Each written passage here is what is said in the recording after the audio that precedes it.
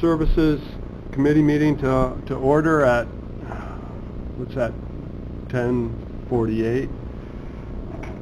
I'm filling in for Supervisor Loeb, who is away working, still in the Carolinas on relief efforts, and would like to have a motion to approve minutes from our last committee meeting. By Supervisor Wild, second by Supervisor Driscoll. All those in favor? Aye. Opposed? All in favor? Carries. Okay. First of our committee meetings here will be for Support Services Board of Elections. And we have Commissioner Vaness here to present. Morning. Morning.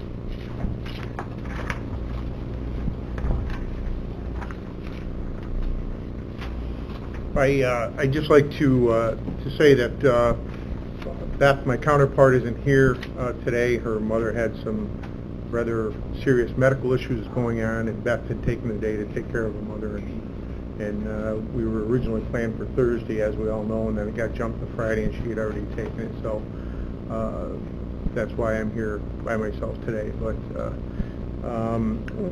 You better do a good job. well, thank you. We'll jump right into our agenda. On the first page, resolution of 5-year contract with NTS Data Services. This is a normal contract that we have with them. The original contract took a $3,000 increase from our last signing with them to this signing. It went from $39,000 up to approximately $41,000. And as we said at our budget meeting with the budget committee, we were looking at a new program with NTS to help integrate the numbers when we receive them at the Board of Elections, integrate them into the system that we need to report to the state and to the federal government with. We've been doing it by hand, and it's probably a 2-day process. NTS has been working on a program over the last probably 3-4 years to make a program to do this for us, so that when we enter our election numbers, those numbers will go right into this software, and the report will be finished and it will be done. It will be no human involvement in it. It will be all done by computer. Quickly, back in 2013, when we signed a 5-year contract with NTS, the original contract was $42,742, and that included what they called a T-Rex program. This program is doing similar to what we're doing. This new program with me, or no? It will do similar to what the program that we're looking to purchase is going to do now, but because of, I believe it was Fox Pro come into effect in the internet, it made the T-Rex obsolete, and it wasn't compatible any longer. So what happened was they reduced our contract from $42,742. They reduced it by $9,900, and they've been reimbursing $3,300 a year for the last 3 years, which reduced that contract back down to $39,000. So originally it was $42,742. We've made our own spreadsheet that works okay, but it doesn't work the way that it could still involve the human error in there and the issues that we have. This program will make that obsolete. So what we're asking is, if you look at the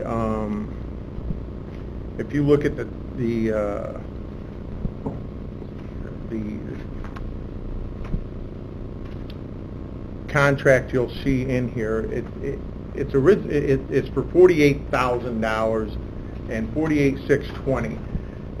The original contract came through at $41,620. The extra $7,000, what we're asking to do is, we have looked at our organizational chart since I've come into play with Beth, and if you look at the 2018 sheet, you'll see a position in there called Board of Elections Extra Help. It's a graph. It's highlighted in orange as you go down through the second to last page. Board of Elections Extra Help, $7,000. What we're proposing is eliminating that position. and taking that position, taking the $7,000 from there, putting it into this ENR, which is your orange tab. That is the program we're looking to purchase with a 5-year contract at $7,000 a year. It will be budget neutral. Our budget did go down this year. Doing it this way, by taking that position, eliminating that position, and applying that money to this project, it will remain budget neutral, and our budget is lower from what it was last year. And that's basically what we're asking for. I do have resolution is attached. The new resolution is attached to that, where we originally sent the resolution of 41,620. We have a new resolution. That one could come out if this committee approves it, and we could add the resolution of 48,620, which is the last page. That would be the resolution that we're proposing. Okay. Motion to bring this to the floor for, this would be the renewal of NTS data service as the contract that is included here. Right. with the If I may, 48. Mr. Chairman, if I may add, Mary does have the original contract from NTS. We supplied it to her to review it. The only thing that she will have to review will be the extra ENR program, which we'll make sure she reviews before we move forward with it. The ENR is what is, well, you have included in our packet here with voter registration, signature, and so on, the agreement. That agreement includes the ENR portion, is that correct? Yes, it does. Okay. Yes, it does. Yes, yeah. Supervisor I'll make Wild? the motion. Okay. Make that motion. Thank you. Supervisor Wild, second by Supervisor Driscoll. Any further discussion on this? Supervisor Wild. Bill, the $7,000 for the extra help, was it in the 18 budget? Yes. Yep. If you look at that, and we've spoken to the county administrator, we've spoken to our chairman, we're in the process now of finding out what all those, the 7,000, the 22,000, the 5,000, 5,000, 18,000, we're looking to combine that, and we're hoping next year's budget, when we come in next year's budget, with the help of the county treasurer and everything else, finding out what these positions are and combining them into one line.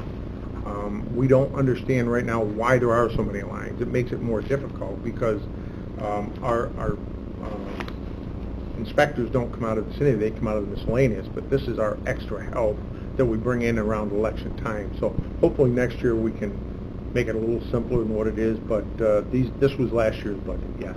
Thanks. Mr. Chairman, one more, if you don't mind.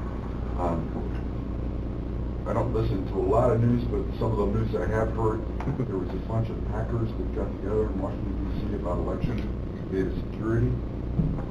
ENR is a cloud-based system, so is our data that we send up to the cloud backed up, secured somewhere so that, no matter what they do, our data is still safe? Absolutely. As Mike can tell you, we have a private server that takes, when we enter our cards from our machines, again, our machines do not touch the internet. They're nowhere touchable. They don't have no access. When it comes back to our office, they go into a private server. That private server takes those numbers off that card, puts them into this system. This is going to be part of that system, and it never touches the internet until we physically give it to Rob, one of Mike's guys that sit with us during election day, until we physically give him the numbers and Mike and Rob puts them on the internet. That's the first time it touches the internet. But ENR is cloud-based, right? So you're saying that machines dump to ENR? I'm sorry? Our machines, our voting machines, the data from our voting machines go into ENR? We'll put it in there, yes. It doesn't automatically go in there. When we put the card in, we enter them. We physically enter them, numbers. It reads the cards, we enter them, then it gets stored in our individual, our private server, and then it will go to ENR, yes. But I don't want to get all tangled up. I'm happy to know that we're protected from any type of hacking situation as best as possibly can be. We are. Yep. Yeah, what it does is it's a very closed system. You have to take a physical thumb drive. There we go. All right. Those thumb drives are cleaned before they're costs are not allowed to go back. Makes sense. Okay, thank you. That's why we've got them with us over there.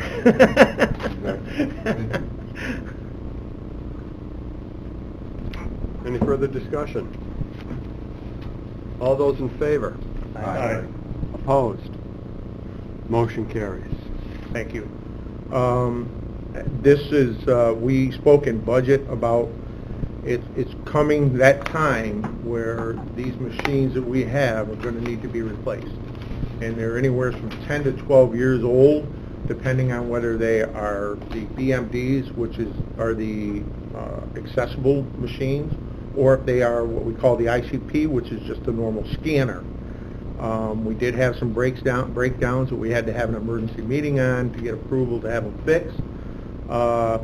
We spoke at that time, spoke with Frank and spoke with the county administrator about maybe setting up a capital project or something to start putting some money away, because we're going to be looking at somewhere in the area of $500,000 when we have to replace these machines. And when we replace them, they're going to have to all be replaced at once. Either we're going to stay with Dominion and replace them, or there's another company out there that's in the midst of being certified that we are going to take a look at as well. But that's going to be a fairly large purchase. We're looking for grants. We're going to keep watching for grants. But our theory is we'd like to be prepared just in case there aren't any grants. So all of a sudden, we don't walk in here and say to the Board of Supervisors, we need $500,000. And I guess if you can pick up on it, Ryan or Frank, I guess you two have discussed it, or... Well, I'd love to give this a thought. Okay.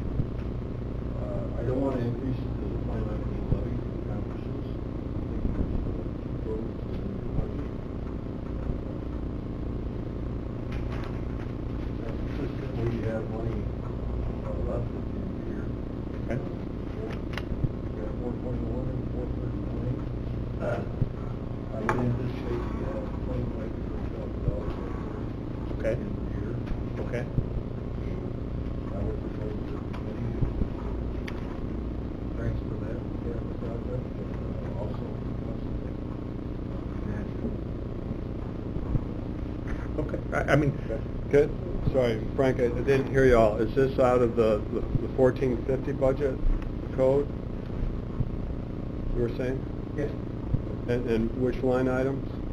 421, Okay. 439.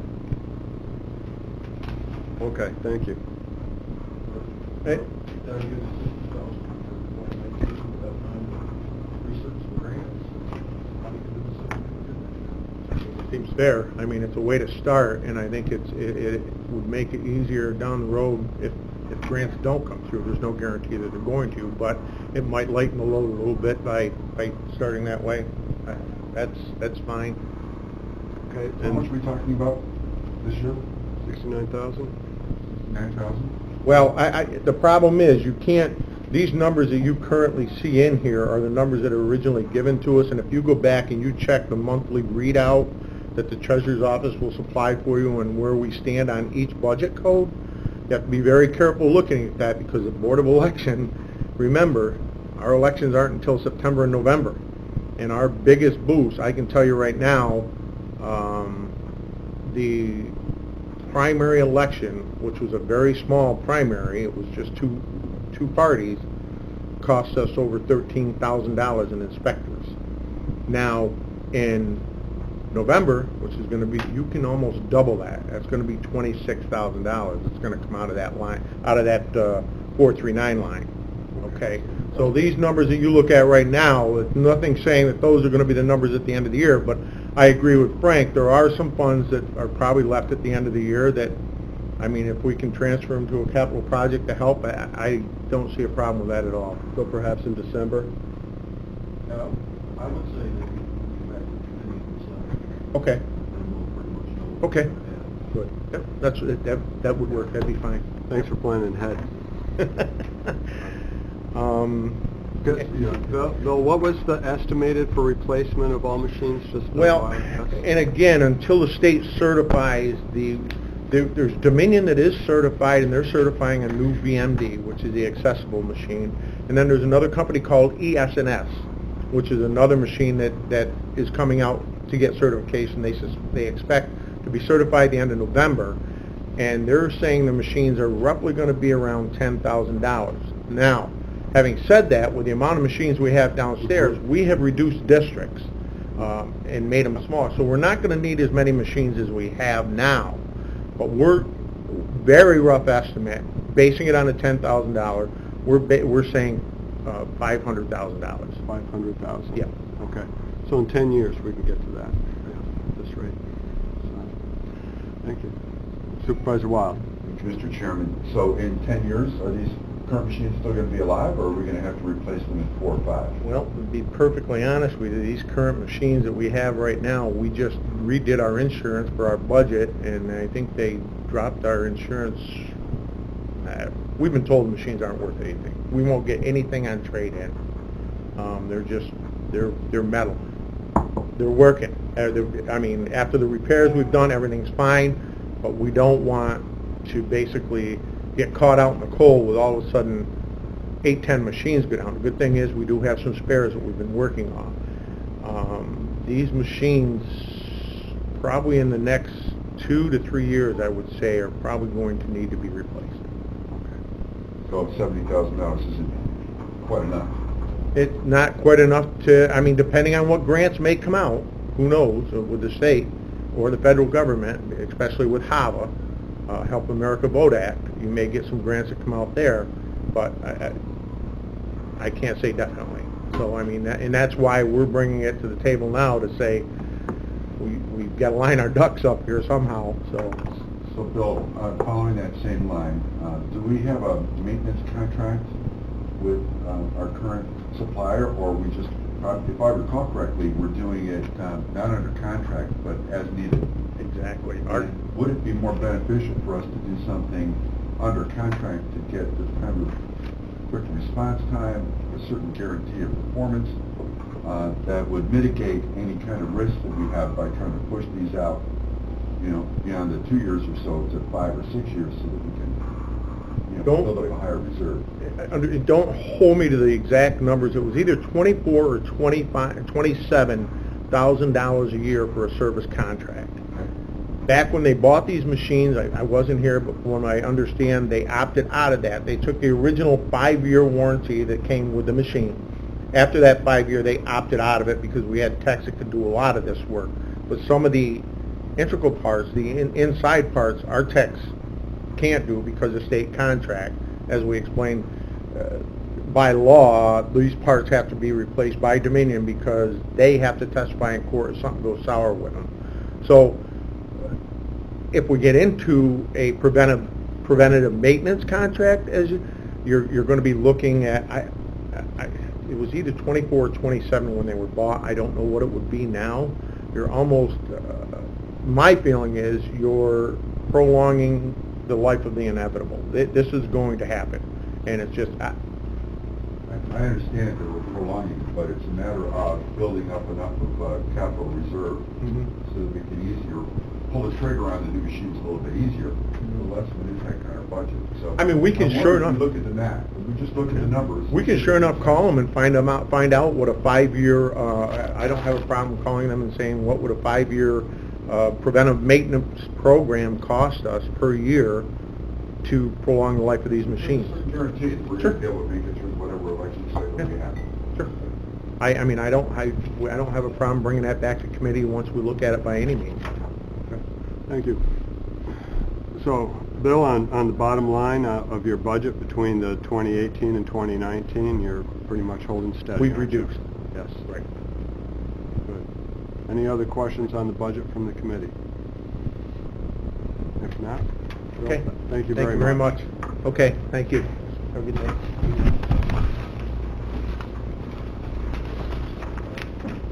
We have the shortest agenda Oh, yeah. that you put online here.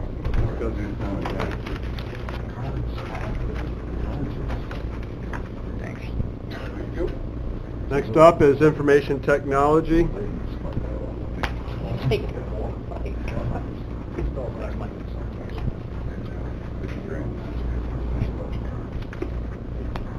Or hostage.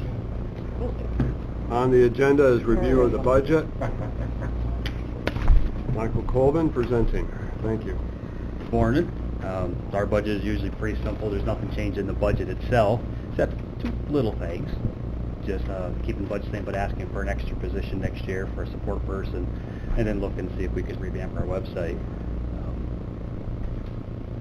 Not sure. Good. And Michael, looking over the budget, especially when it comes onto the salary schedule, thank you for reorganizing your department. It's very clean this Yep. year with the service techs and all. So, Yep, keeping our yeah, titles more consistent, a lot easier to look at. yeah. And you had provided us up with some budget notes Yep, here. all the things I kind of thought of at the time that I always forget when I'm here. Figure make it easier. Yep. The biggest thing is just the extra person. Just we're just getting more and more requests. We're just not. I always keep thinking that after this we'll be all right. Then after this, well, every time one thing gets done, two more get added. And computers are everywhere. Everything we do, and just fall behind some things that we should be doing. And this is looking ahead as well as the possible shared services that may be coming down the road. That discussion's come up a few times, and we don't just hire somebody one day, say we're going to help out the towns the next day. We take some time to get somebody acclimated and trained and to be in that position.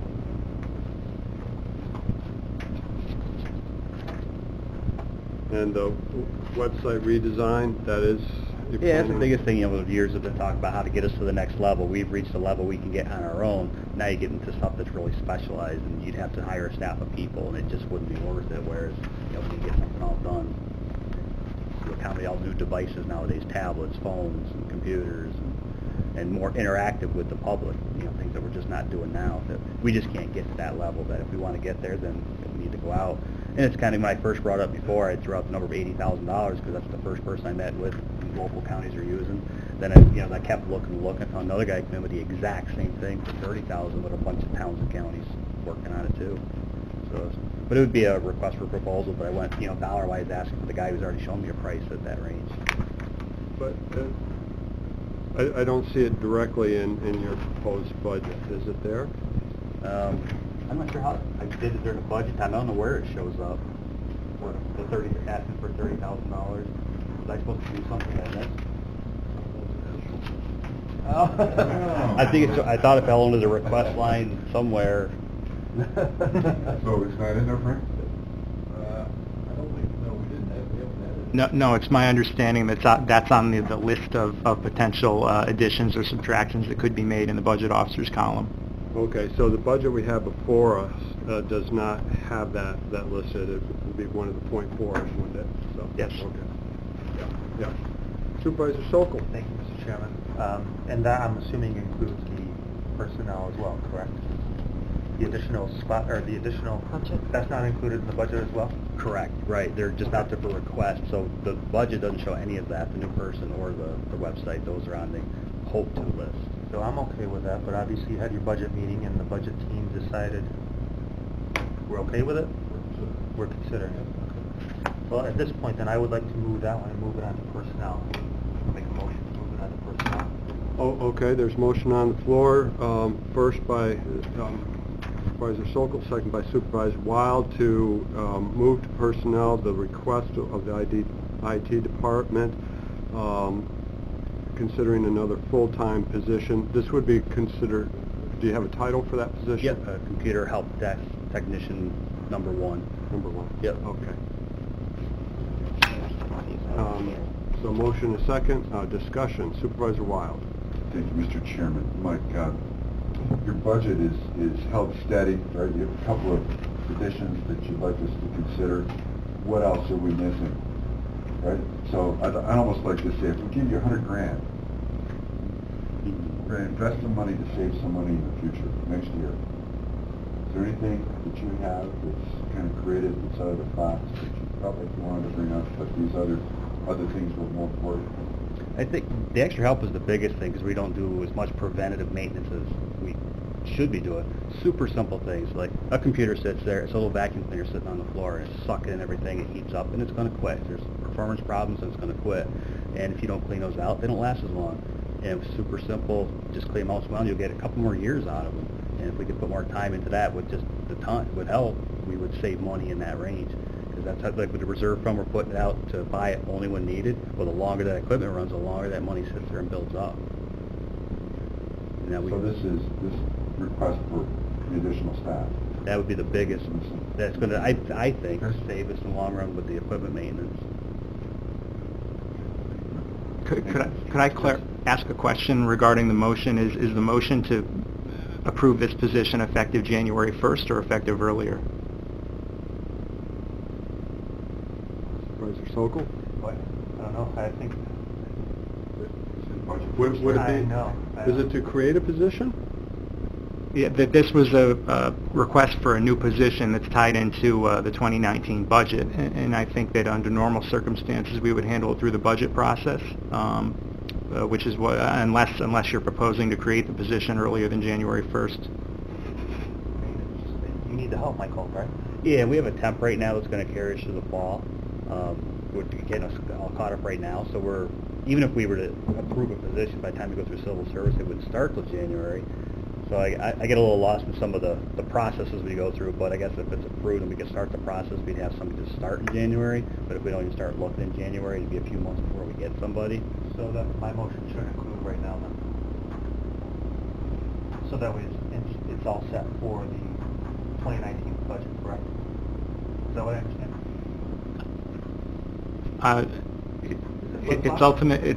It's a protocol question on whether you want to handle it through Frank's process or whether you want to get it going through the regular committee process. I'd be fine to add this position, but you have to look at the whole board. We're up 3%. We just saved 99 earlier. Yeah, but that Frank's already taken that. I think my thought is that we should look at the budget first and see where we are. I mean, you could make a recommendation that this request gets approved in the budget process. You could certainly do that. Then why don't we do that instead? Let's Change it to a recommendation. Yeah. Okay, are you good with that? Right. Second, okay. Forrest is making a recommendation to create the new, let me get this straight, is it creating a new position? It is. Okay, creating a new position of computer help desk? Computer help desk position number 1, correct? Yes. B refers to budget. Yeah, I think. Yes, to the budget officer. Yeah. Good. I'll second that if you need a second. No, we got it, we just amended. All right. All right, we're interchangeable. Closed discussion, all those in favor? Aye. Aye. Opposed? None, motion carries. So, any other questions on the budget itself for Mike? Just do a good sales job, Mike. So then are we moving this one to the budget as well then? The second one? The website? No, I think that's gonna, I don't think we need to. Okay. That's information purposes for us. Because that would just fit under a contractual.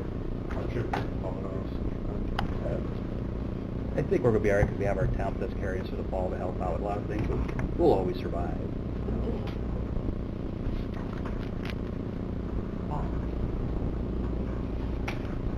Okay, thank you, Mike.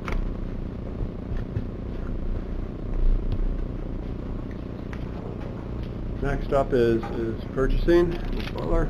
Thank you, Mr. Chairman. Does everybody have a copy of my agenda? Not everybody.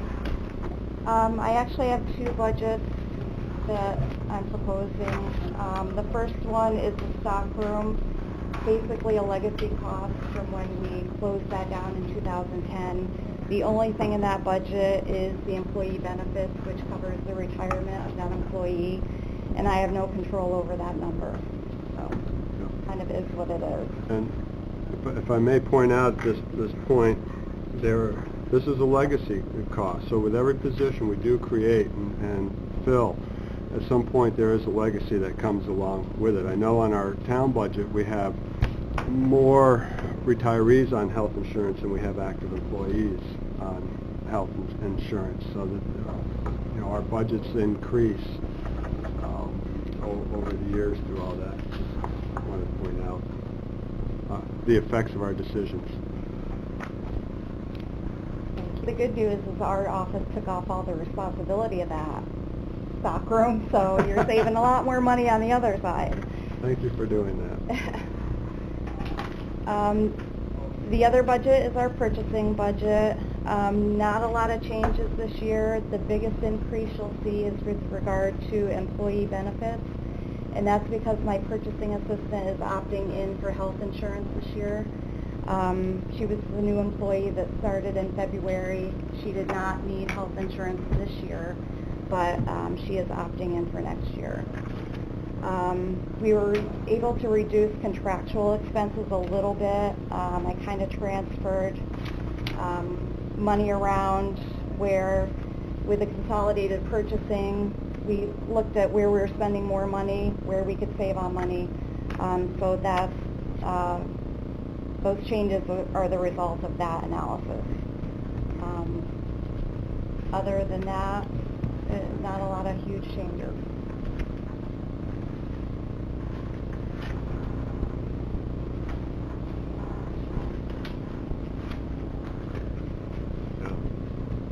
So for the year, you're looking at about $7,000 difference over out of a $250,000 budget. Yep. Correct, and that's almost directly related to the health insurance cost. Thank you. Any questions on the budget for Julie?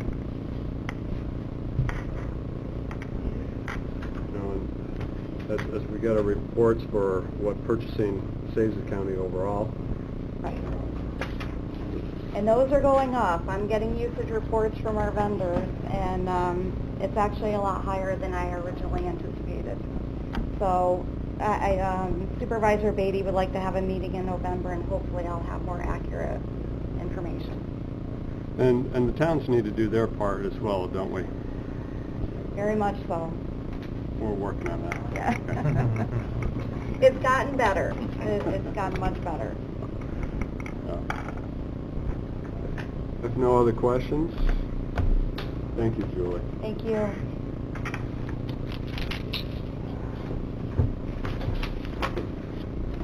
Next on the agenda is weights and measures.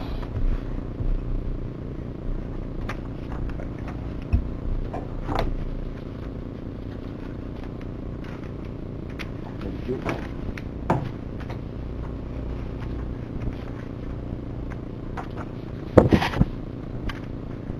Thank you, Herb.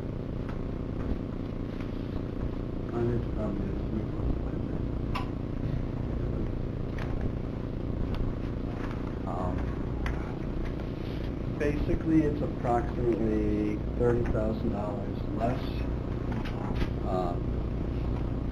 for this next year than this year, and that is because I won't need a new truck next year. That's in this year.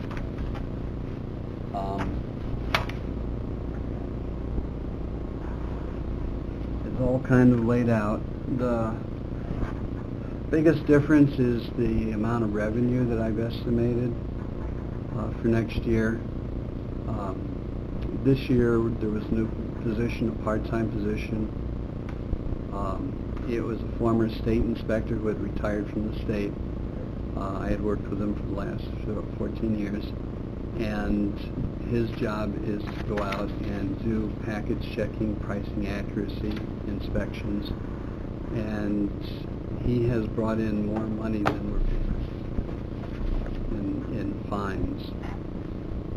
So I've increased the revenue in $1,000 for next year, and more than likely we'll go over that. Well, it was a smart move bringing him on. I remember talking about it, and quite overloaded with all the measuring you have to do, so that I'm under state mandate to inspect every device in the county that is used for weights and measures, and The other programs are not mandated, but they exist. So he had the experience and training and stepped right in. Herb, I don't see the, on the income here. It's the $1,000 more that you're expecting, and you're Right. saying that's due This to his this year's appointment. estimated is 8,000. Mhm. I do expect to go over that Okay. as far as revenue. So that's why I bumped it up for next year to 9,000, and I think we can go over that. And Depends on how the businesses clean up their act. That's basically about it. I mean, I don't find the maximum. Some counties do. They look at it as a source of revenue. But I think Warren County should be business friendly. So if there's an honest employee mistake, we correct it, but we don't fine on that. If it's a manufacturer shortchanging the businesses, then we'll fine. The businesses pay the fine, and then they turn around and charge the manufacturer distributor that amount of money. If the distributors, for instance, in the case of sliced mushrooms, they were short packing on a countrywide basis, actually. And we fined them the maximum, and they stopped doing that. Our businesses and our consumers benefited from it, and we fixed a little issue. All those little cans of mushrooms add up, when you sell hundreds of thousands across the country. Who knew? Yeah. I don't see a salary schedule in here, but you had mentioned about retirement and planning. I do plan to retire on or about September 15th of next year. The civil service exam is set for early November, first week in November this year. And the reason for that is they only give it every couple of years, 2-3 years, and rather than hire someone in anticipation of them passing the civil service test, we're having it early. So it really kind of depends on that individual. Incidentally, if you know anybody, I think they're a little short of applications. I'm not sure, I'm not privy to that information, but the deadline is Monday to apply for the civil service test. Has that been advertised? Has that been showing up on their job postings? It has been. It's online. Okay. On the website under civil service. I suggested perhaps putting it in the newspaper, but I was told that strictly everything's online. So I've been doing my best to promote it. If I find some individual that seems to have the qualifications. Following my retirement, what I'd like to do is work with the new director, basically training in matters of the county. The state will bring in a specialist to train them in rules and regulations, state rules and regulations that they have to follow. But, for instance, things like, well, IT and my records they're all on the computer. I'd like a couple months, and I discussed this with the budget committee. And then following that, my assistant, who's the same age, he's not sure how much longer he wants to do that. So I would like to step into that position one day a week or so. And since the job was created, there'll be an empty spot there. Depends on how my state retirement rules and regulations are. Any questions from the committee? about Weights and Measures budget and succession planning. Supervisor Driscoll. Just the 3 or 4 months or of next year after your retirement, is that for coming in part-time and assisting in the training, is that incorporated into the 2019 budget or? It's in the budget process. For instance, I've asked for a small raise for next year. That's under consideration. So it won't show up on paper yet. Something similar we did with Joanne's position for 2 or 3 months or whatever it was. And we've done it, I'm sure, other times in the past. Right. It should be incorporated into the budget, at least a guesstimate as far as the number of hours required to My thought for get that person up. for 2 months is going to be around $10,000.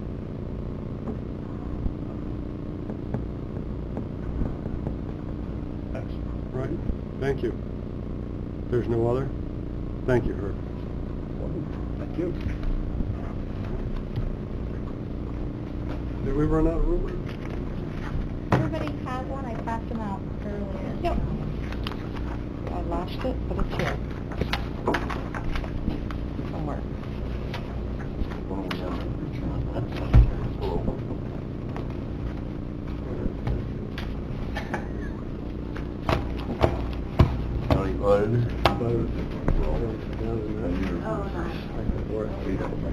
No.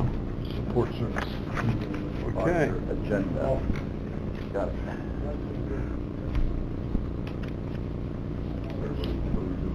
Yes, what does it look like?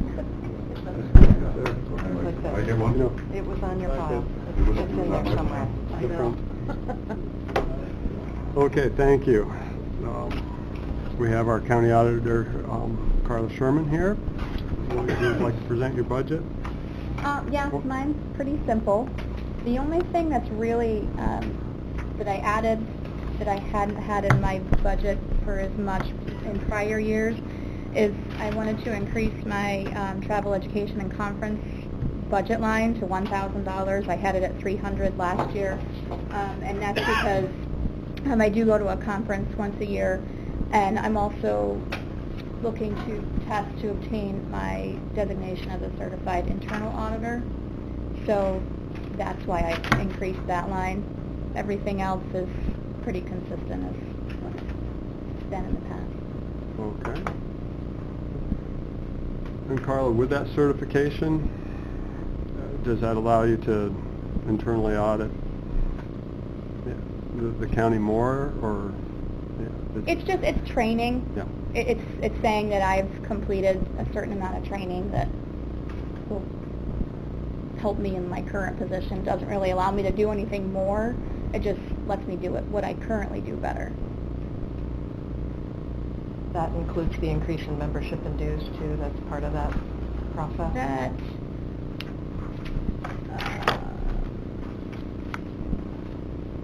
yes, I had amended my budget this current year up to $210 because I became a member of the Institute of Internal Auditors. It wasn't in my 2018 adopted budget, but it was in my amended budget, and I increased it because I'm not sure exactly how much the membership is going to be this year.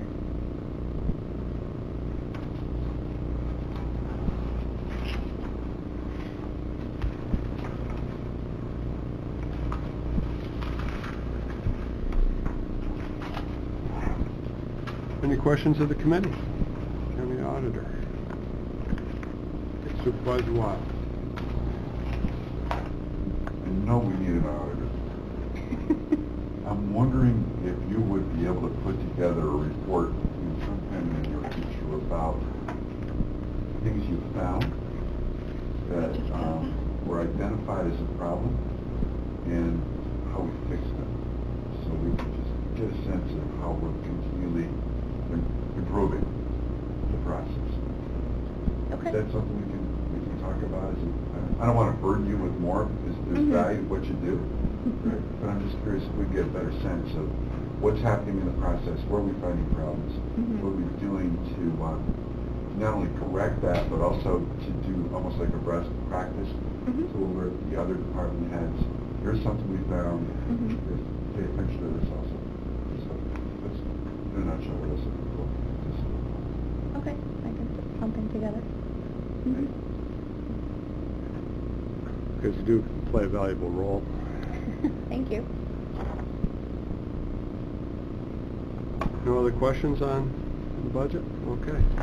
Thank you, Carl. Thank you.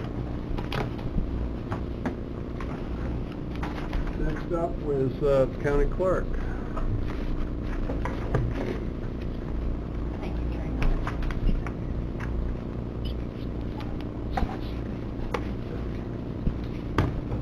Thank you, Pam. Overview, and maybe Mike wasn't here.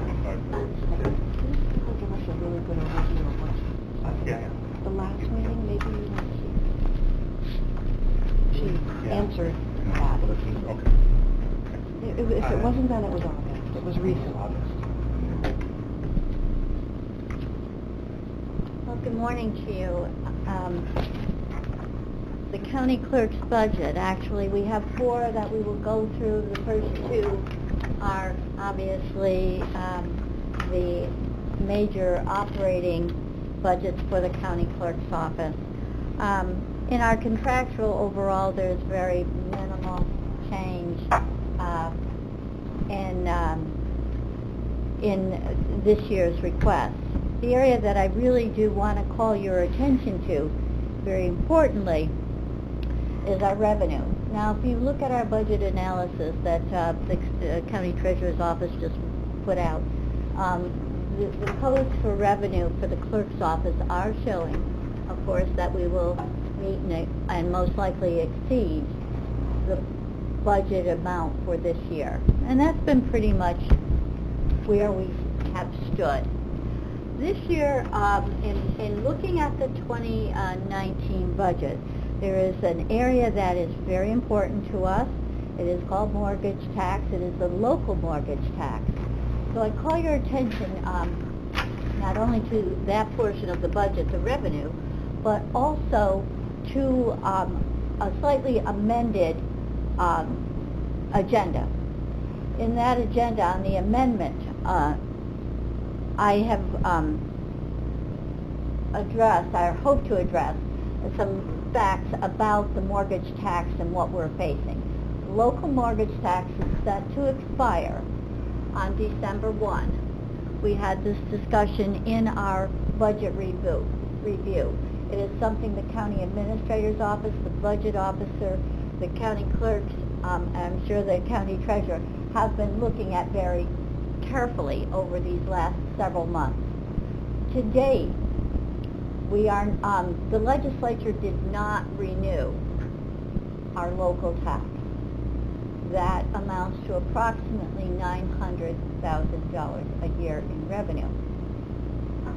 So, watching that carefully, having the discussions, the county administrator's office with the legislature and probably controller's office and the like, we have been extremely, conservative in our approach.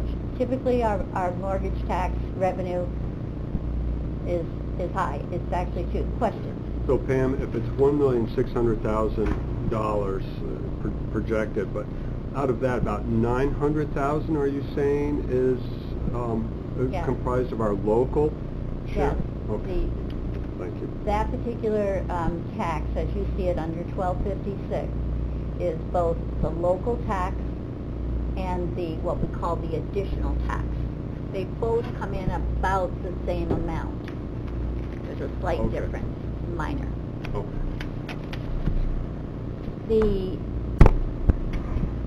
The examination and what's been happening is that our inquiry back into the legislature and for me into the taxation and finance was to see, were we making any progress? Was the legislators were they making any progress?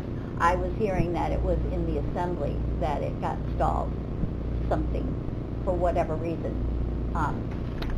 There are about 4 other counties right now that face this problem, Only 4 out of the whole state of, that were set to renew okay. this year. So,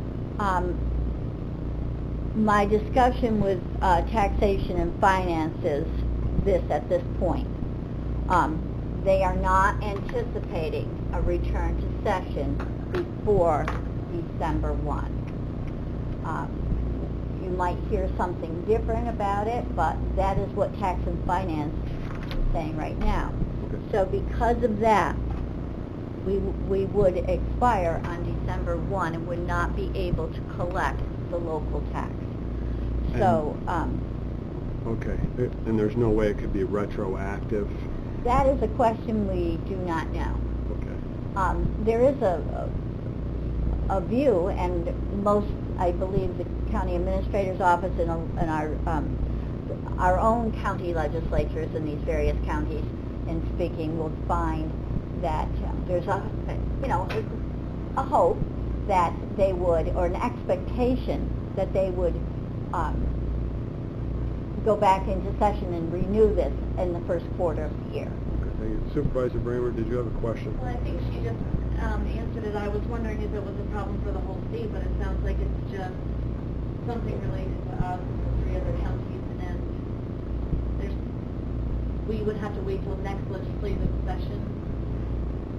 There was the hope that they would resume session, but it does not appear at this time. Yes, Supervisor Garrett? Assembly. That is what taxation and finance believed. It was just, these renewals are very, matter of fact, general housekeeping, Right. if you will. So they just kind of roll for whatever reason, and I don't know, perhaps the county administrator can explain Sure. a little bit how it got. Because the state If we could, hold on, there, Supervisor Garrett, did. Somebody asked if it's only, it's only 4 counties that deal with mortgage tax. There's a lot of other sunset provisions out there, I believe, for other counties too. So this, it's a multitude of counties. We're just talking about a 0.25% mortgage tax. But Okay. there's other counties that have been held up with other items. Washington County, wanted a new tax to help pay for, and that's helped. Yeah. So it's not just 4 counties in the state. I think it's a lot more. But it's the Democrats and the Assembly that are doing this. That's my knowledge. Yeah, I took a look at other counties and where they stand. Most counties have this tax. The issue is they sunset it on different years, and we're unlucky enough to be one of the several counties that sunset this year. And the reason that it hasn't been done is that the state legislature is dysfunctional. There's been leadership disputes in the Senate. It's an election year, and they can't get simple things done. That's the basic answer as to why this is happening. Yeah, Supervisor Wild, I'm Chairman. just curious if it might be retroactive, that might be difficult to collect. Right. And Right. I'm wondering if we could collect it with the thought of if it doesn't get approved retroactively, we'll refund it. Can we do that? Can we give it back to the whoever? No, can't do that? No. The thought, our state legislators have told me that, in their opinion, worst case scenario, this gets done as part of the next year's state budget, so we would lose the first quarter of the revenue for next year. So we've taken $250,000 out of the revenue projection that's in the 2019 budget, which is a conservative number. So currently the budget reflects that scenario where we don't get the first quarter of the revenue. And the trickle-down effect, towns also get a certain amount. I know town of Chester is about 80 to 90,000 a year that we count on mortgage tax. So then it adversely affects us. Actually, I think you're okay. You're okay. Am I gonna be okay? There's 4 or 5 separate taxes that are in the mortgage tax, and only 2 of them stay with the county. One of those 2 is the only one that's affected by this. So the municipalities should be okay. Yes, I Oh, would that's a agree. relief. Chairman? Yeah, just 2 things. First, the House bill and the Senate bill were not identical. And so they have to be compatible, right, when they adopt. And so that's why they're stymied. But I just would also put out there that should they get it done before the end of the year, even though we may have adopted a budget without it, that revenue doesn't just dissolve. It would, all other things being equal, would fall to our fund balance. So we would have that to benefit next year's budget, and maybe even the following year's budget. On the other hand, Frank has to take the position, I think prudently, that if we don't receive it for a couple of months going into next year, then that revenue will not materialize. That we certainly don't want to have that revenue shortfall in our 19 budget and then have to deal with it also in our 20 budget. There's a doubling effect. So he's correctly made the adjustment. But should it be adopted before the end of the year, then it doesn't dissolve. It's something that we will have to apply to the 19 operating condition and possibly take forward to 2020 via our fund balance. Okay, thank you. That's Pam. We will, and just to go back to the supervisor's question of what we can and cannot do, my question to Tax and Finance was, what will be the next step? And they will issue a directive to the county clerks that are affected by this on what we can do, and and then they are beginning to make the adjustments right now to some of the forms in terms of how these forms will reflect us going back to 1%. We do hope it's a temporary thing. It can be very confusing for our industry from a business standpoint. Our banks, our attorneys, county clerk's offices, tax and finance. If somebody were to be charged that during the period of time when it had expired, they would be eligible for a refund. It would go through the state tax department, not from the county clerk's office. We would not just start writing checks. No. So at any rate, we bring it to your attention because it is obviously a very important part of our budget, and for the county of Warren. So so we are all apprised of this and working with it to the best of our ability. Our approach on estimating revenue has always been very conservative in all of the areas of revenue for the county clerk's office. Very conservative. We will probably meet, and I expect to meet our 2018. But it is something that we are dealing with. The rest of our budget certainly, I believe, reflects a conservative, once again, a conservative approach. Basic operational needs of the department, and also, the contract in terms of reproduction. That figure there refers to our contract to operate our entire system, which is a very involved electronic document management system that handles cashiering and imaging and all of the aspects of the recording, filing operation of a clerk's office.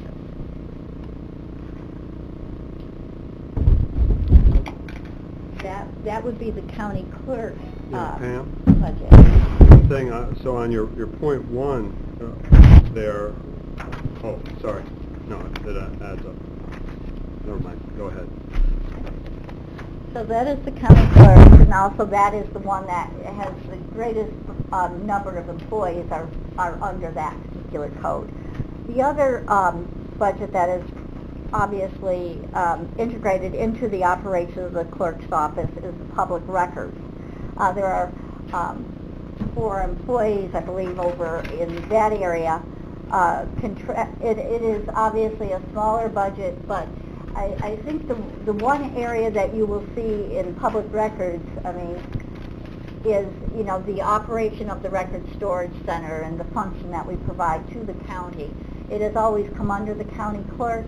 and the records management resolutions going back to the 1990s is how we respond to the records needs of departments. We have been largely paper-based. We store 17,000 cubic foot of paper in the vault. In prior years, back in the 90s, we might add shelving to that budget. Now we add digital space. So we are, we kind of had a time when we would, we were dealing with conservation of archival records, and we were dealing, with shelving and expanding space that way. Now we have to, and so we kind of stayed kind of level for a while. We will experience in public records a little bit more of digital impact, as we expand our data resources. And does that show up under your contractuals? It does show up on contractual, and you'll see it under the 425? reproduction expenses in the public. On contractual expenses in public records, we have supplies, again, the toners, the consumables, the expenses associated with general clerical operation. We have some repair maintenance. We have a few standalone type of pieces of equipment that we keep a reserve for that, and the reproduction expenses. So those are the three items. Under that particular 425 reproduction, it may seem a little bit of a misnomer, but it's also storage off-site of film and things like that that we must do. But we are beginning to expand out a little bit more in the digital component of the record center as opposed to buying shelving. Any questions from the committee on public records? So I'm just curious. Go ahead. Mr. Chairman, the revenue you get from reproduction of documents, am I seeing this correctly? Is it over $1 million? No. Let's see. Maybe we're talking about the revenue codes for the clerk's office all sit in county clerk 1410. You won't see them in public record. As far as if we're talking about, we do have one revenue account called clerk internet sales, and that is estimated budget of $40,000. So that comes back into the county. No, I think, maybe I can rephrase it. Okay. I think I've asked this before, but we provide a service to the public, and part of that service is records retention, records research, copies. We have a set cost to be able to support that. You mentioned increase in our digital expense line this year. If you roll up all our expense lines for all the support that we provide to the public, does our revenue offset that? Oh, of course it does. Your 1255. Significantly. What we do in the clerk's office would be under 1255, and then, well, all of our codes, all of our revenue codes. So your clerk fees is $1.2 million. That is basically the service fees, copy fees, required fees that for passports, pistol permits, certain recording fees, all come back to the county. They stay with us. That amounts to last year $1,247,000. So I would say that directly feeds into the county budget. It gets transferred to the county treasurer. The clerk internet sales is segregated out because that actually is built into our contract. So the contract for our system did have an online component, and we don't manage that part of it. It is managed by the vendor that runs our whole system, and with that we receive an 80-20 split. We receive 80%, and their management of that and security examination comes in. So you would add that in, but again, it initially comes as part of the actual contract. But it is separated out because it was a recommendation of a budget review a few years ago to actually show what that does. The last line on each of the divisions, you can look, and it'll show you how it netted out. So for instance, in the county clerk's regular budget, look in the 2017 actual column, netted out $2,006,000. That's the very last figure on there. Most departments negative number because the revenues aren't as high as the expenses.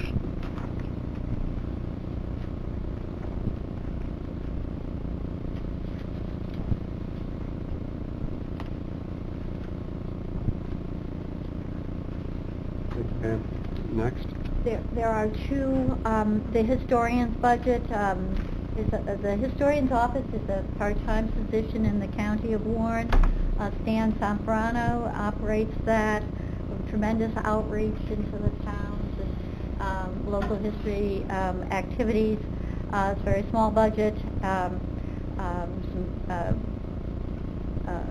Basically clerical attendance at the statewide conferences, interaction in that way. Revenue there, if there is revenue, it's usually in the form of a person interested in the files of the historian, and they need copies, or they some minor research fees, things like that. So,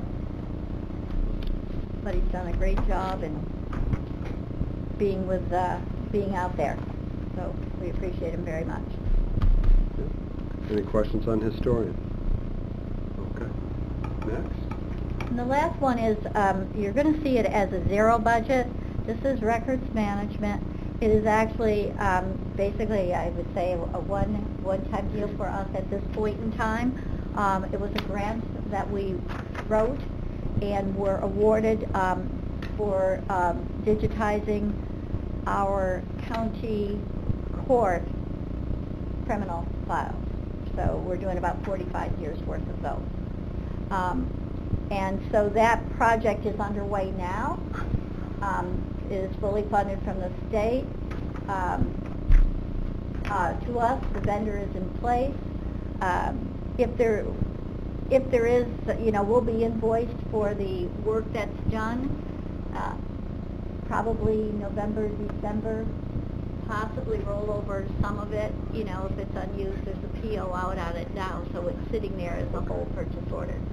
So I did not break it in half, We'll wait for that. So that is a zero budget at this point in time. Thank you.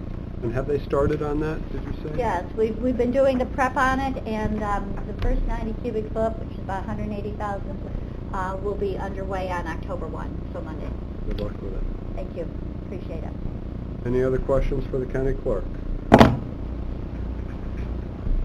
Hearing none. Thank you, Pam. I thank you for your time.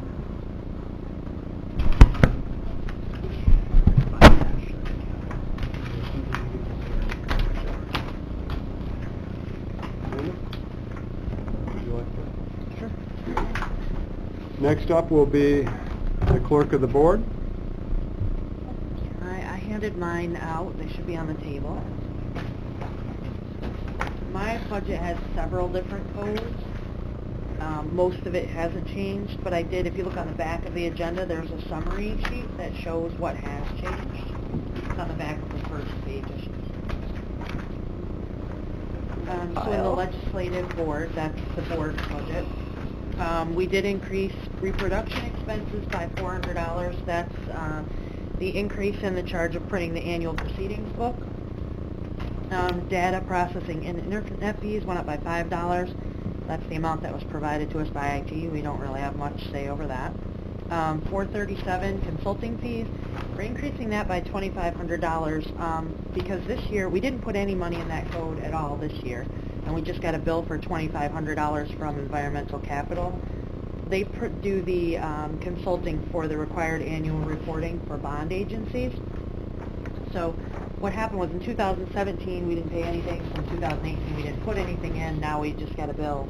So I talked to the treasurer's office, and that's something that Rob thought we should put in because we can probably expect to get another bill from them in 2019. So that's why we requested $2,500 there. In 444, our travel and education, we're looking to increase that by $1,000. That's just because now we're having more participation in training and conferences than we have in the past. 445 foods, we're looking to increase that by 200. Normally we only have 200 in that code, but we've been having longer meeting days since we've consolidated down instead of having 2 weeks of meetings. So we're using more work through our lunches, so we do buy lunch for the board when they're working through. 470 contracts, that one, our request is up by $1,500 because ANCO requested $3,000 for 2019. They did request $3,000 in 2018, but the budget actually funded them at $1,500. So while we did put in what they requested, that's the $1,500 difference there. Moving on to the medical examiners and coroners budget.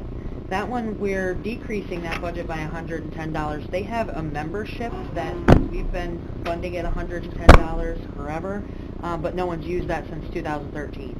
So we talked to a couple of the coroners. They've been paying that membership out of pocket. They have no problem doing that, so it may be a good time to nix that.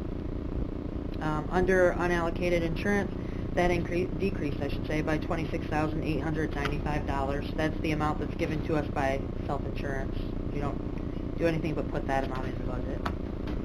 And then under municipal association and dues, that's going up by $91. That's the amount we pay to NISAC for their membership, and that increases every so often. That's pretty much it, unless anyone has questions. Everything else has remained the same. But a bunch of different budgets in there if anyone has any questions on any of those. You could probably cut down on the food budget because these meetings always go late and the next one starts right away.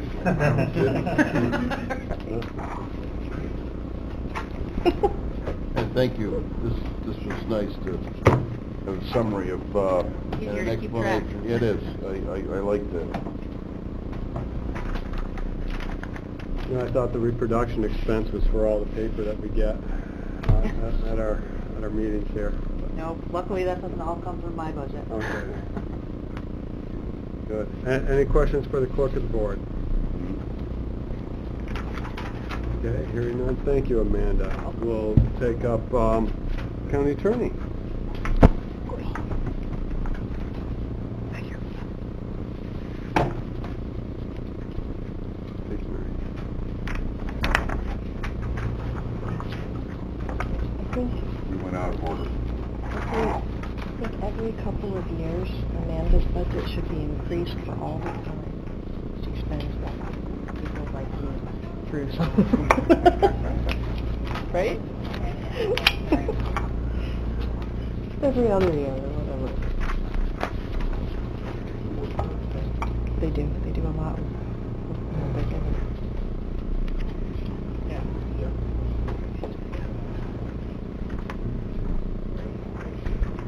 Let's start with someone. I think me. Thank you. Stood next to you yesterday. I was wondering what happened to my pen. You're not getting it back. It's a nice one, isn't it? It is a nice one. Thank you. What do you got? I'll trade. No, Okay, County Attorney Kassam, please present your budget. Thank you. You gotta keep an eye on me. I'm sneaky that way. Right off first or second. We do have one.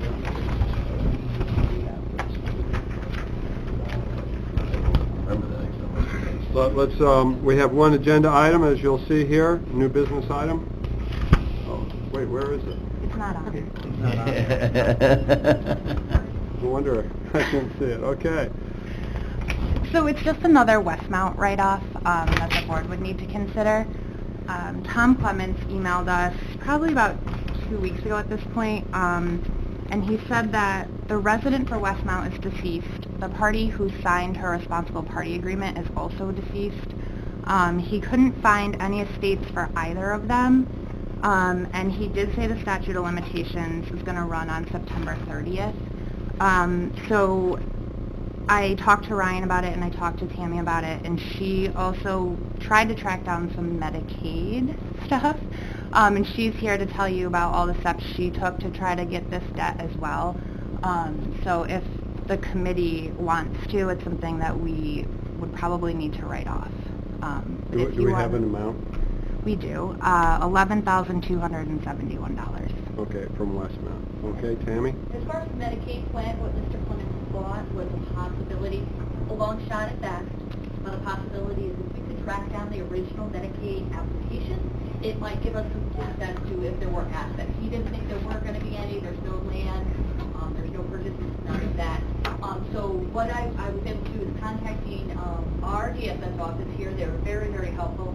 It looked like a Medicaid file would be open in, it looked like January of 2017. They looked further. What they found is actually the client had a Medicaid file in Saratoga County.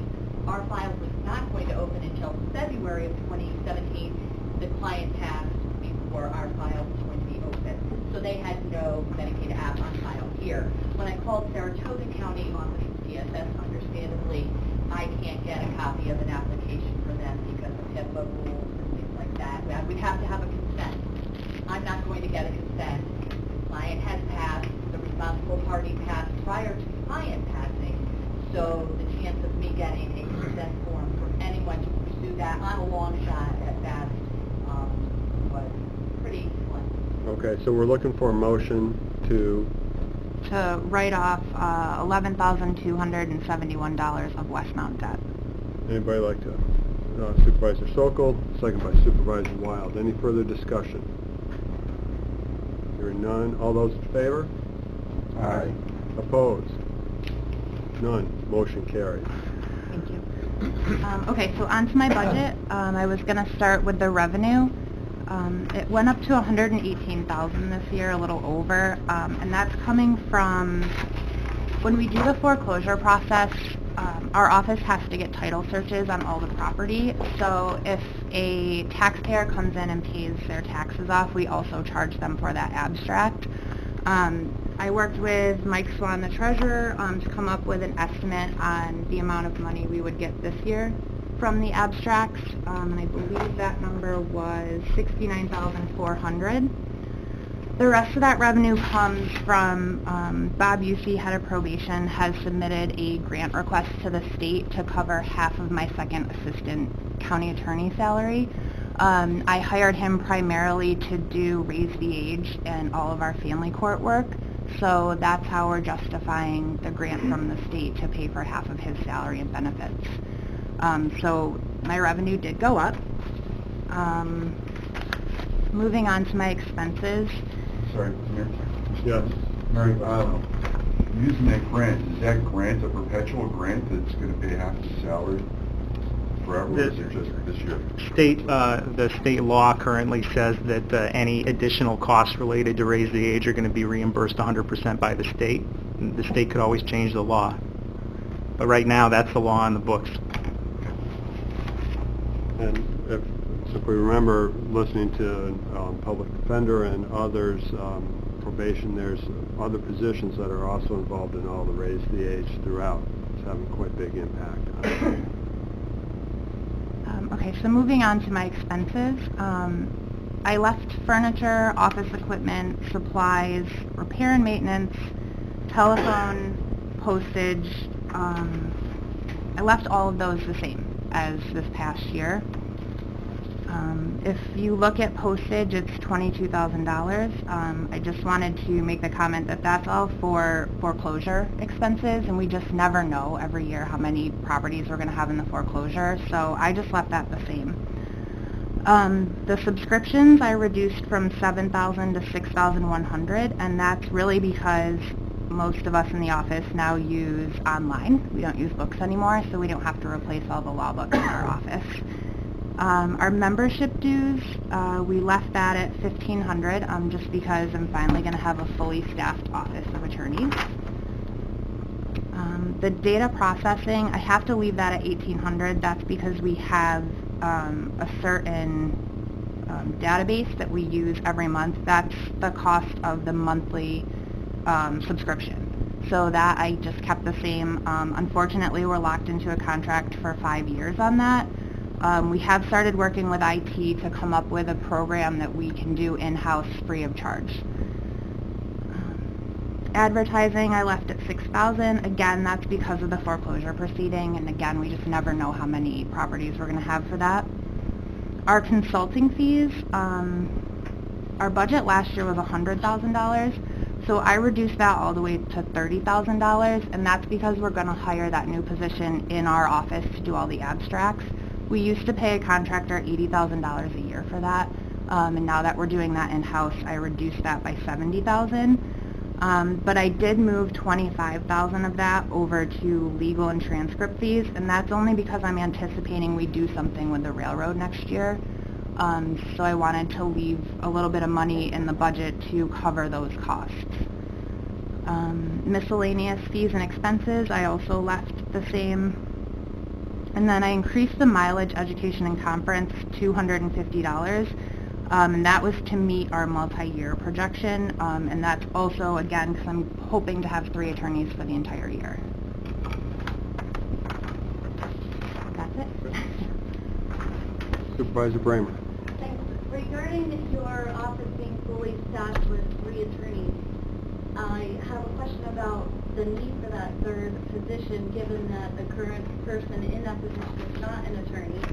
He is a law school graduate.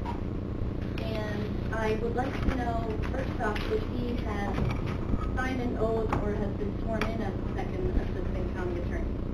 Sure. So before I answer your questions, if you really have concerns over the person I hired for this position, I don't understand why you haven't responded to the 4 emails I've sent you to come and speak to me face-to-face about this. I just sort of feel like this is an opportunity to embarrass me or undermine my office. So if you really have concerns about that, I would be happy to address them, but I don't understand why we're doing it in this forum. I have been out on vacation, A, and B, I was at NISAC earlier this week, and I also feel like it's something important that if you want to talk to me in the office, it won't be dealt with. You're going to tell me it's your hiring position, your discretion, right? Yes. And I don't agree with you hiring someone that we told you not to hire. Who is we? Yeah. Wait, excuse me here. Hold on. If I may run the committee meeting here on this.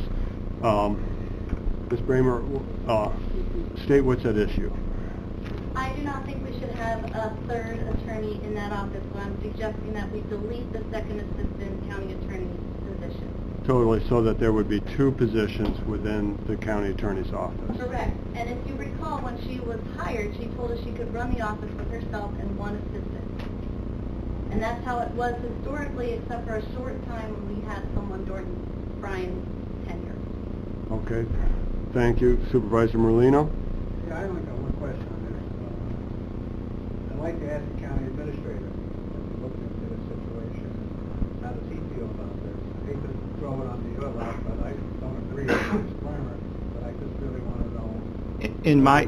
In my view, it's an extremely busy office.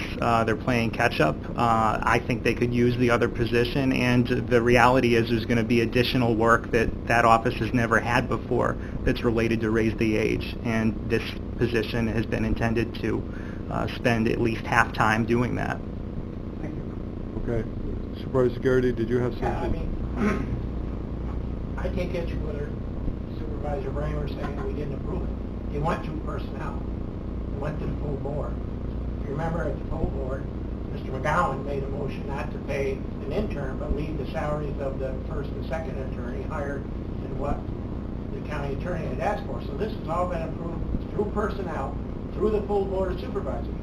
Now, if we're going to change the process, then change the process. But I don't understand why at this hour, after we've hired somebody, we're bringing this issue up. I don't like it. I don't think it's right. I think it's a personnel issue, and this could have been worked out, but it's the part I had. Okay, Supervisor Wild, then Supervisor McGowan. I have no comment right now. Okay, your hand was up. Supervisor McGowan?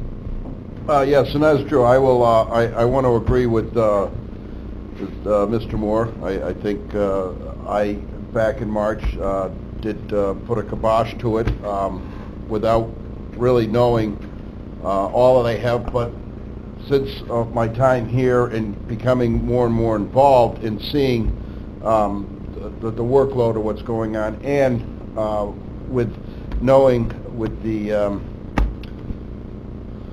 what is it, the up with the age? What do we call it? Raise the age. Oh, I always get the raise the age coming, and it also is there is some grant money involved in seeing how the attorney's office is getting caught up. You know, I don't have a problem with that, as I may have back in March. So, okay, thank you. Supervisor Bramer, then Supervisor Sokol. Supervisor McGowan, what you put a kibosh to was hiring a law school graduate at $48,000. That's what I'm saying is not right. We told the county attorney not to create that position, and she hired a person like that anyway, and put them into the second assistant county attorney position, which we did approve.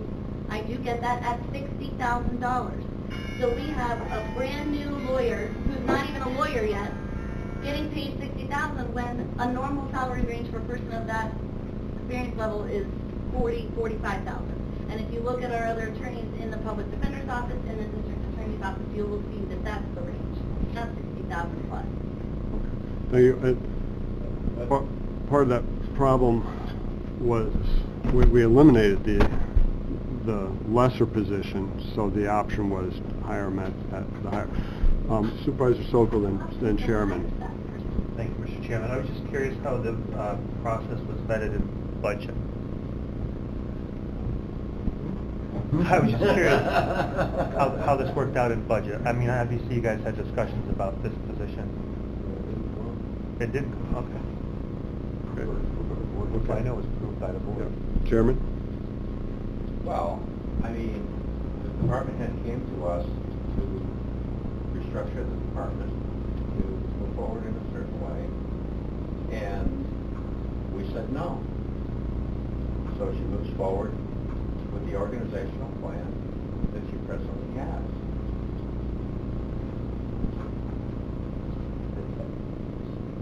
I mean, and so now we take issue with the fact that somebody was hired at a higher salary because we don't think that person should be in that organizational position. I mean, am I missing something here? I don't believe I am. Again, the department head came to us to modify the organization to address the needs of the department, and we said no. So she moves forward with the organizational structure that we've given. If we didn't want that organizational structure, we would have amended it.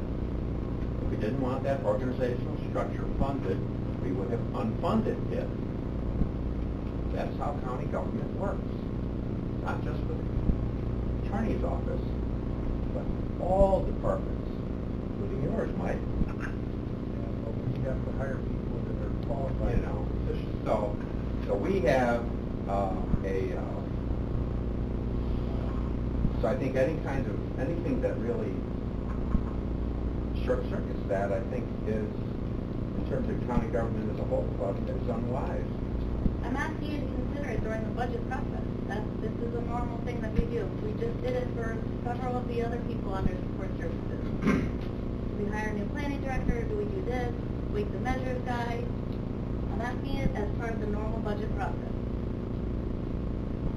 Also, if I may make a comment on hiring qualified, that basically, even though the attorney that was hired has not passed the bar. He's not an passed the bar and been admitted. Can I That say won't something? happen So, until January. so let's get clarification on that. Sure. I don't know if anyone in here has come to see his application materials. I really encourage you to do that because he actually worked in a county attorney's office for an entire year before he came here.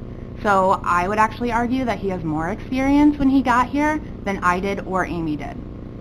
So I don't know what else you're looking for. I mean, we're going to have his bar results. We're going to discuss the employment history or any employment matter dealing with a specific county employee. But this should be done in executive session. It should not be done in the open forum.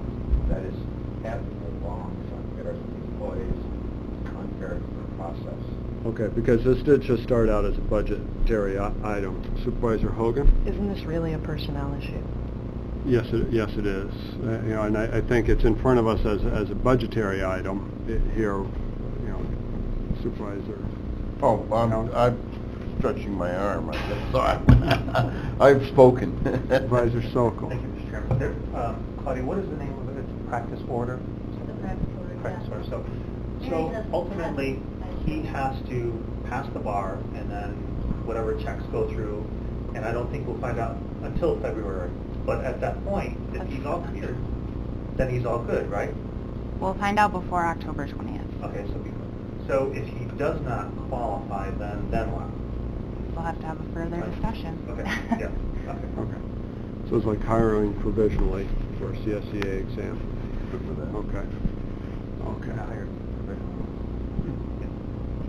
So Supervisor Brand, what you brought up really is the expense of the second county attorney. Right. Doesn't seem there's any support for lowering that salary. Thank you.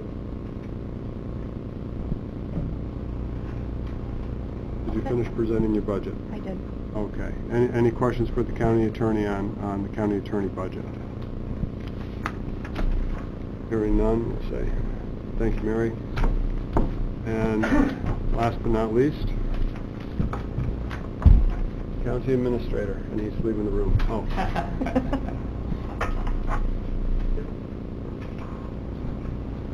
Certainly hope you have candy in your budget.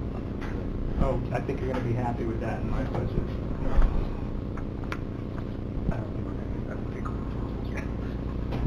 Have so many errands on the Oh, budget. jeez, Thank you. Lunch.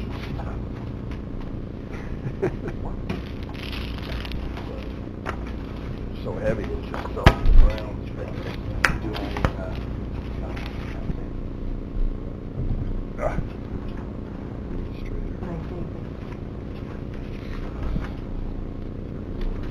Get my car service. I feel like that would be...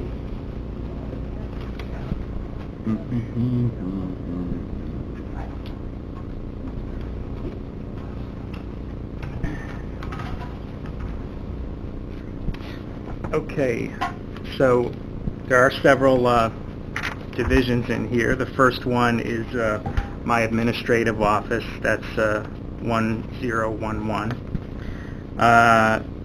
We kept the overtime the same. I so far have not had a need to use overtime, but I have seen in the past where that line was used, so I thought it was conservative to keep it the same just in case.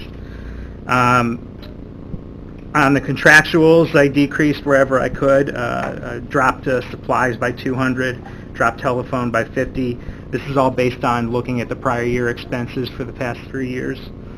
Dropped the postage by 50. I kept the dues the same. That's the County Administrators Association. It's part of NISAC. We get a lot of useful information through that. Data processing is a number we get from IT. That stays the same. Dropped miscellaneous fees and expenses. I dropped the conference line by 400. And foods, Mike, I think if anybody in my department wants food, I'll buy it myself. So in the $6,000 contract, which I zeroed out, that's the code book that the county has maintained. We've used an outside company to maintain that.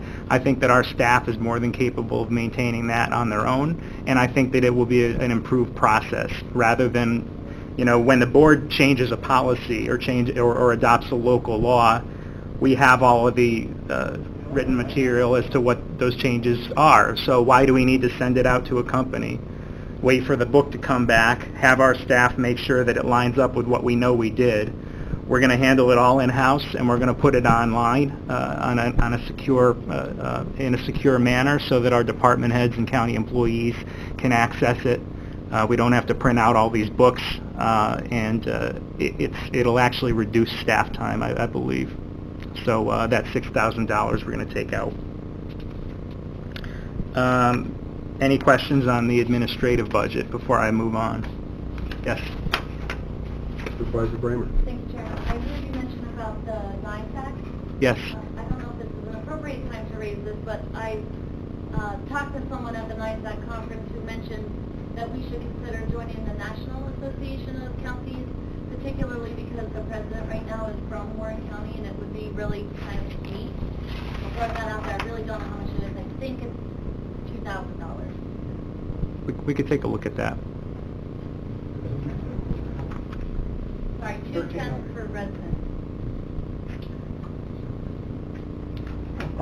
Of that organization. This is the president. Pat Chase.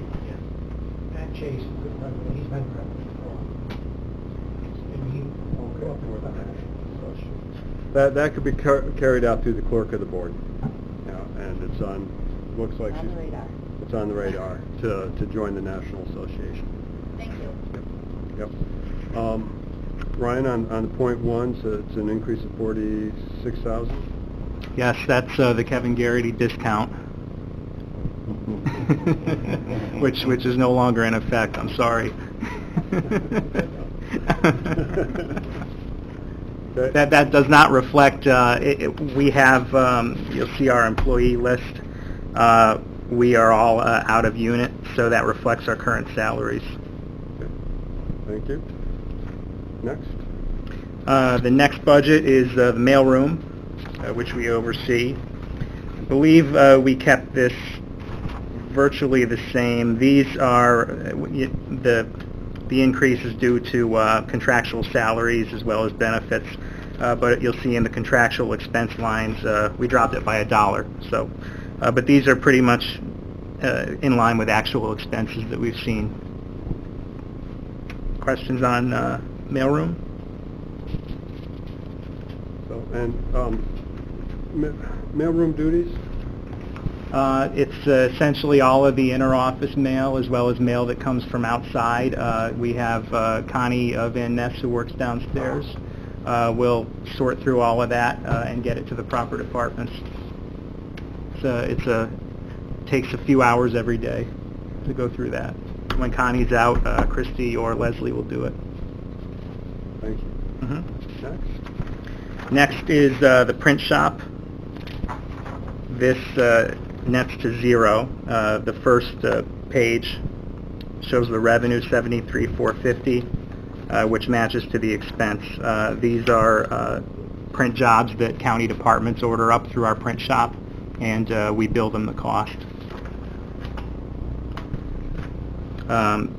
Major expense there is equipment rental. That's a contractual figure. Not much room to do anything with this budget. And the final budget, the public nursing home. This is for legacy costs related to Westmount. If you look down to legal and transcript fees, we were able to reduce that a bit. That's based on, we had a consultant, John Gahan, that was helping us look at Medicaid receivables, who's completed his work, so we no longer need to budget for that next year. And the contract, we reduced from $5,000 to $4,100. That's an actual cost for the billing system that we are required to maintain for record-keeping purposes. The good news here is if you go down into other benefits, that retiree hospitalization cost, $325,000, will decrease as a result of the health insurance changes that we've made. And I have the actual decrease here, if I can get the right folder. It's about $100,000. So that's less money that we will need to use from the Westmount Reserve. This division is to the general fund budget neutral. Any expense here is taken out of the Westmount Reserve that covers legacy costs. Bear with me here, I'll get you that exact number. $98,606. Revised down 98. Correct. Mm-hmm. Due to savings in Medicare Advantage. Any questions? Supervisor Garrity? Like, when we write off, it doesn't come out of this account, we write off the claim. Well, it comes out of the reserve. So, Sure. right. We have a certain amount in that reserve, and when we write off these claims, it comes from, yeah, it's not an impact to the general fund, at least not yet. There will be a point in time when the reserve runs out, but we're hopeful that that's a long way out.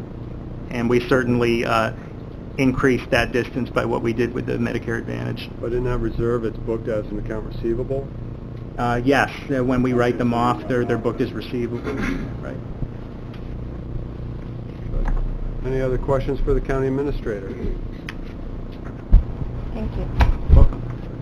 Well, hearing no others, any questions, comments from the public for support services? Okay, hearing none, adjourn support services committee meeting. Those in favor?